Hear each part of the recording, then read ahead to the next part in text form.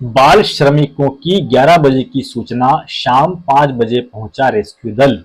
सूत्रों के अनुसार पूर्व में भी समन्वयक को दी गई थी सूचना, नहीं की कार्रवाई।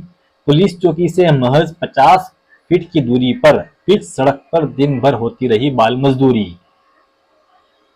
कई आला अधिकारियों व पुलिस वाहन निकलते रहे, नहीं दिया किसी ने ध्यान। जिला समन्वयक रामचंद्र मेघवाल को बाल श्रम की सूचना दी गई थी 11 बजे। चाइल्ड हेल्पलाइन काउंसलर सुमित्रा व्यास का कहना है, हमें सूचना मिली 3:30 बजे।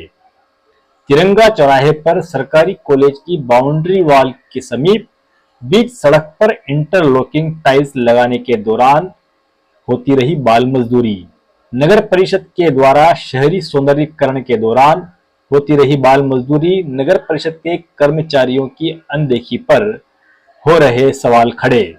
बाल श्रमिकों को लेकर सरकार की योजनाएं कागजों में ही हो रही संचालित। बाल श्रम उन्मूलन को लेकर सरकार कितनी सजग है, इसकी वानगी आज प्रतापगढ़ जिला मुख्यालय पर स्नातकोत्तर महाविद्यालय के बाहर चल रहे इंटरलॉकिंग कार्य में देखने को मिली।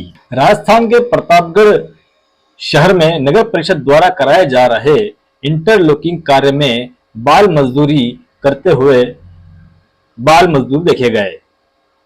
पुलिस चौकी से महज 50 फीट दूरी पर बाल श्रमिकों पर इस मार्ग से गुजरने वाले पुलिस के आला अधिकारी, जनप्रतिनिधि और कई पत्रकार भी उनको देखते हुए गुजर गए, लेकिन किसी ने इस बाल श्रम को बचाने का प्रयास नहीं किया।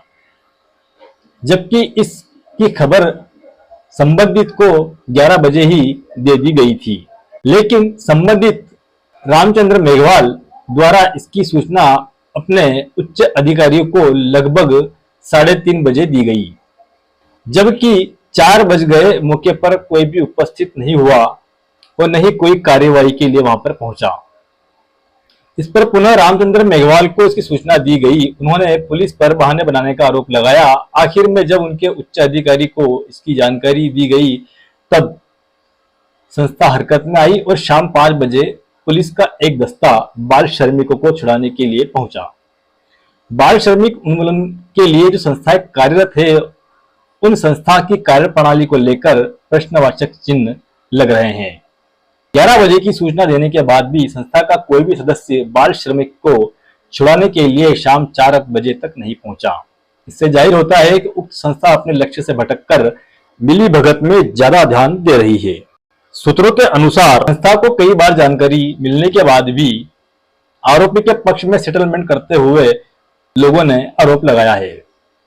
यहां तक कहा कि उक्त संस्था बाल श्रम पर कम और सेटलमेंट पर ज्यादा ध्यान देती है, जिसका जीता जागता नमूना आज कार्रवाई के दौरान देखने में आया है। सर, हमारे पास केस आया था, तो उसके केस हमने इमीडिएटली एक्शन लेके। और मैडम, इस तरह के केस प्रतापगढ़ शहर के अंदर बहुत से हो रहे हैं। आपको जब सूचना मिलती है तभी आप इस तरह की कार्रवाई करते हैं? सर, हमारे पास सूचना आती है तो हम ये काम करते हैं। अच्छा, आप वैसे नहीं देखते हैं कि यहाँ पर क्या नहीं हो रहा है? सर, ऐसे भी अगर हमें पता चल जाता है तो हम चले जाते हैं। और सूचना मिलने के कितने समय बाद कार्रवाई होती है?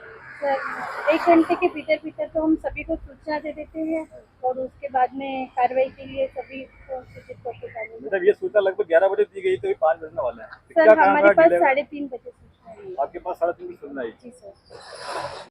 से रामचंद्र मेघवाल, गायत्री सेवा संस्थान, जिला समन्वय प्रतापगढ़। आज जो उमंग 6 जो चल रहा है अभियान, उसके तहत तिरंगा रोड पे चाइल्ड लेबर चिन्हित किया, कंप्लेंट मिली थी। उसके आधार पर चाइल्ड लाइन की टीम के साथ में, पुलिस डिपार्टमेंट के साथ में दो चाइल्ड लेबर रेस्क्यू किए। एक हथुनिया का है, दूसरा उसके रत्नाकुड़ी का है। आपने जो चाइल्ड को कवर किया है, रेस्क्यू किया जिसका, तो उनको किस धाराओं के अंदर लिया गया? ये जेजे एक्ट के 75-79 धारा के अंतर्गत है, लिया गया है। उसको पूछताछ करके उनको CWC पेश करेंगे हम लोग। जी, इसके बाद जिसने इस लेबर के लिए इनको लगाया गया है, उसके ऊपर क्या कार्रवाई होगी? और उनके ऊपर FIR दर्ज होगी और कानून का जेजे एक्ट के तहत उनको मुकदमा दर्ज होगा। और जैसे कि ये जो कार्य चल रहा है वो नगर परिषद के एरिया में आता है और नगर परिषद इसको करवा रही है, इस पे आप नगर परिषद के ऊपर क्या कार्रवाई करेंगे?